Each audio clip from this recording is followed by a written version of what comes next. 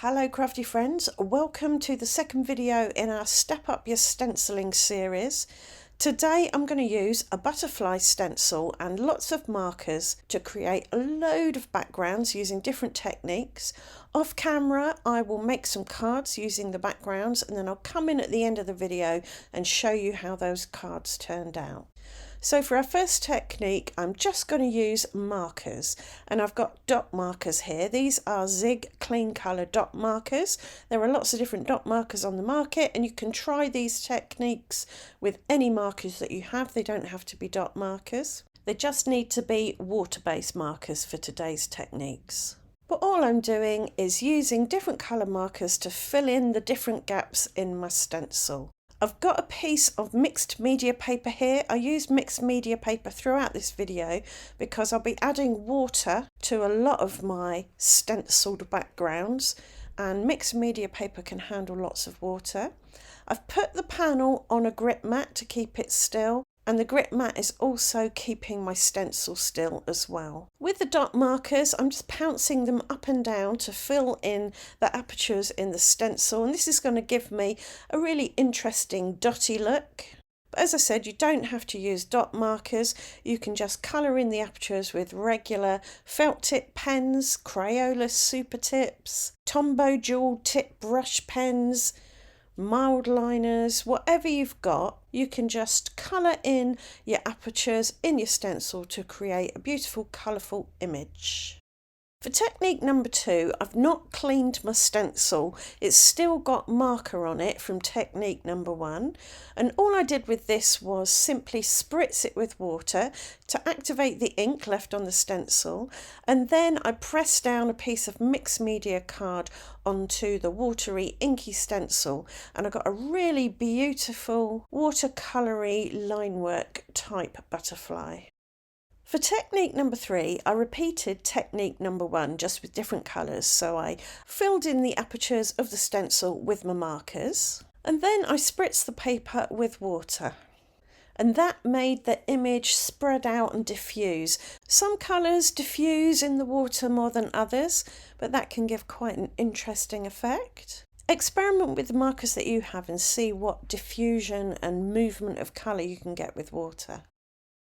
For technique number 4, I repeated technique number 3, so I added marker, I spritzed it, I dried it, and then I added more marker on top. So I've got a lovely watery colour diffused background, and then I'm getting more definition back on top by adding marker through the stencil again. For technique number 5, I did technique number 3 again, but instead of putting marker back on top, I put the stencil in place again, added embossing ink, and then sprinkled on some Nouveau shimmering pearl glitter embossing powder, and then melted that with my heat tool, and that gave me a beautiful watercolory background with a shimmering pearl butterfly on top. For the next technique, I did technique number 3 again, added embossing ink through the stencil on top of that watercolory background, but then I brushed some pigment powder on top, and I ended up with a nice flat pearly butterfly on top of that watercolour background. For technique number 7, I started by heat embossing my butterfly in clear embossing powder. So I dusted the stencil and the paper with anti-static powder. I placed the stencil over the mixed media paper and blended on some sticky embossing ink.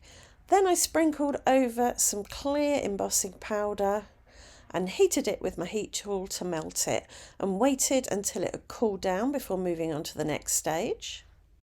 Once it had cooled down, I then took my dot markers and dotted all over the butterfly, trying to get some of the marker on the heat embossing and on the paper. Once I got my first lot of colours down, I spritzed it with water to make those colours mix and mingle and move about. I dried it with my hairdryer and then added another lot of dots on top, which I then spritzed again, dried again, and then repeated the process until I was happy. Once I was happy with all my dots, I used a microfiber cloth to buff off ink from the embossing, and finally added the last few dots. This gave me quite a grungy look, but I rather like the way it turned out. Right, on to technique number 8, and that is spritz and texture paste. So I did technique number 3 again, marker, spritz, dry. I put the stencil back in place and added some texture paste through the stencil. I used some translucent texture paste. I think this is either the Ranger, no, it's the Distress one. I mixed it with some Magic Sparkles Luscious powder, which is a white silverish pigment powder. And because I'm using translucent texture paste, it will dry clear.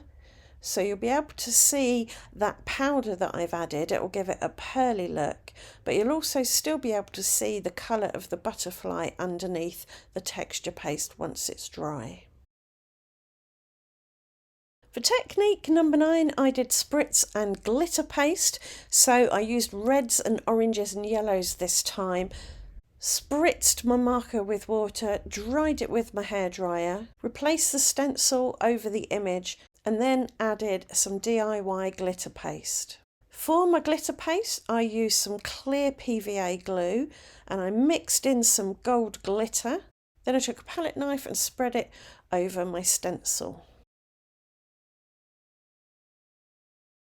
On to technique number 9, and that's spritz and gilding flakes. So I put my marker down, I spritzed it, I dried it, put the stencil back, and then I used a sponge applicator to sponge on some tacky glue. This is Spectrum Noir Versatile Adhesive. It's quite quick drying, but when it is dry, it is tacky, so you can do things like foiling or adding gilding flakes. So that's what I did. I put gilding flakes on. I just laid them over the glue, pressed them down with a sponge, and then gave them a good burnish to get off the excess flakes. So technique number 9 and technique number 10, I think, are my absolute favourites in this whole video. I love that gold against the pinks and yellows. For technique number 11, I did the marker, spritz and dry, put the stencil back over, and then used a sponge applicator to sponge on some gold gilding wax. I didn't put lots of gold gilding wax on, so it's kind of translucent and it gives the stenciled area a lovely gold translucency against that watercolory background. So a bit of a change now for technique number 12. I'm going to do some spattering. I scribbled my markers onto my glass mat. Then I spritzed them with some of my White Pearl Mixer shimmer spray, picked them up with a paintbrush and spattered them on. So I did this with a few different colours in the blues and purple range. In hindsight, I could have sprayed the back of the stencil with some repositionable adhesive because some of the spatters got under the stencil, but in the end it looked absolutely fine. For technique number 13, I wet the paper, so I gave it a good spray with water and spread it out with a paintbrush. And then I took my spattered stencil, flipped it over and pressed it spatter side down onto the wet paper. I then put a bit of kitchen towel over the back and gave it a good press to transfer the spatters onto that water. And that gave me a beautiful, ethereal, shimmery, bluey purple butterfly. For our penultimate technique, I did wet on wet, which is a watercolour technique where you add wet paint or wet ink onto wet paper. So I wet my paper, then I put my stencil on top of that, then I wet it again to make sure there was plenty of water. And then I pounced my dot markers up and down through the apertures onto the wet paper. And I kept spritzing every so often to make sure that everything stayed wet. Now I fully expected the colour to run under the stencil, so that was absolutely fine. But this did give me a really pretty, diffuse watercolour-esque background.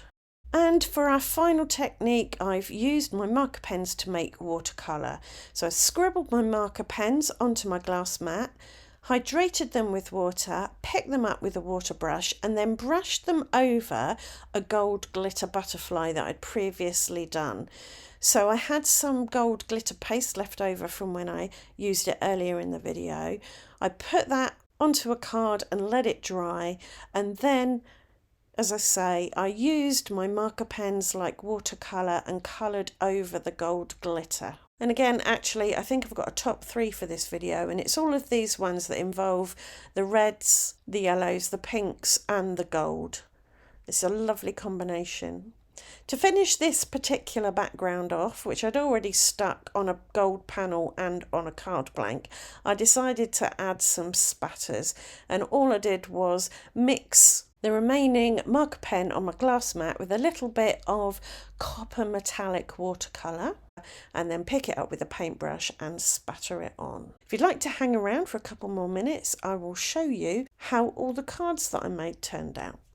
So here are my finished cards. This one is just marker through a stencil. I die cut it down with a stitched rectangle die and popped it on a card.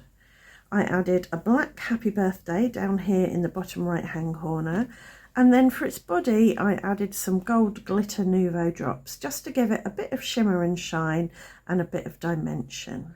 This is the one that I spritzed.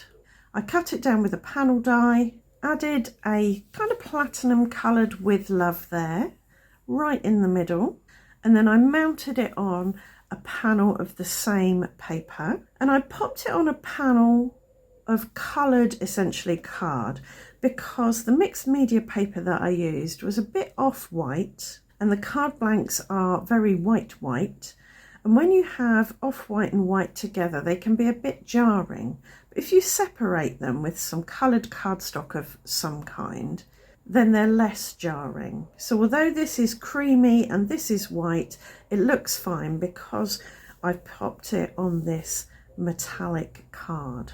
I did cut my butterfly panel at a bit of a jaunty angle, and that gives an impression of movement, I think.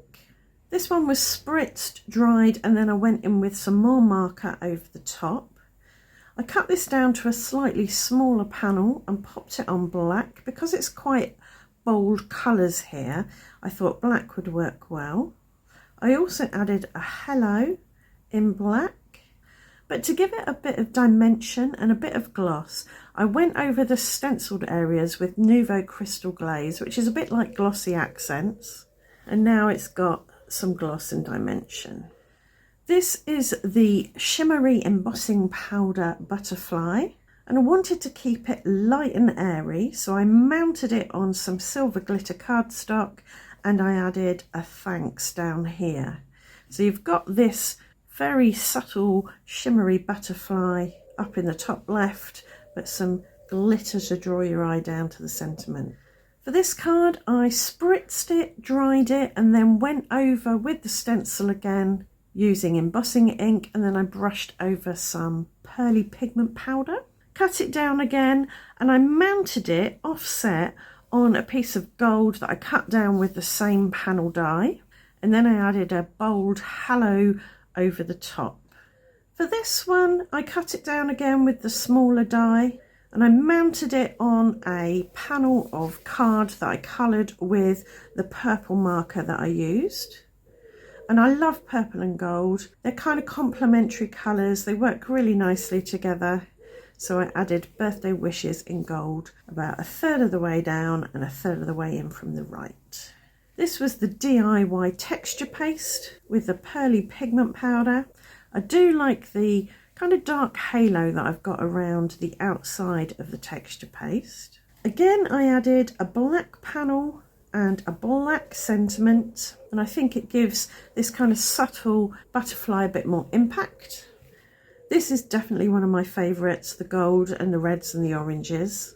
I did this one with the DIY glitter paste. Again, I cut it down with a stitched panel die, popped it on a gold stitched panel to go with the gold butterfly, and added a gold hello. And I did a very similar thing with the gilding flakes butterfly, just gone for maximum gold. This is the gilding wax butterfly, so we've got a very subtle gold butterfly over that watercolour background. I used some gilding wax to colour a piece of mixed media paper, so this gold is the same as the gold on there, and then I added a gold thanks.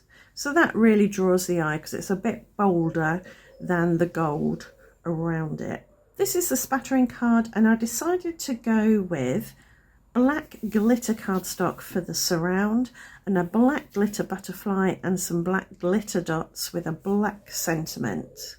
So we've got a lot of black there on top of that shimmery subtle butterfly background.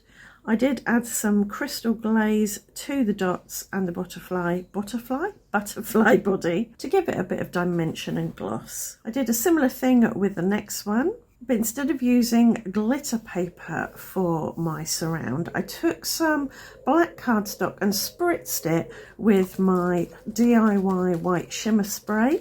But I did use the black glitter for the butterfly and the dots, and I added a black sentiment up there. And I think the Miss You and the Sending Love work well as sentiments because these are slightly more sombre cards. This was the Wet on Wet card, where I made the card wet and then added my markers. And I did a similar thing with this one. I popped it on black that I'd spritzed with the shimmer spray, added my glittery butterfly and dots, and a thank you up there. And this was the last one, the turning markers into watercolour after I'd already added and dried the glitter paste. And again, one of my favourites. I haven't actually added a sentiment to this one, but I think I'll pop a little gold sentiment down here.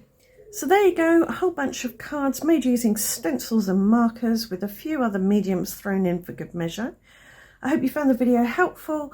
I hope it's given you a bunch of ideas. If it has, please do let me know in the comments. Like, subscribe, ring the notification bell, all the good things, and I'll see you back here very soon for another video. Thanks for watching.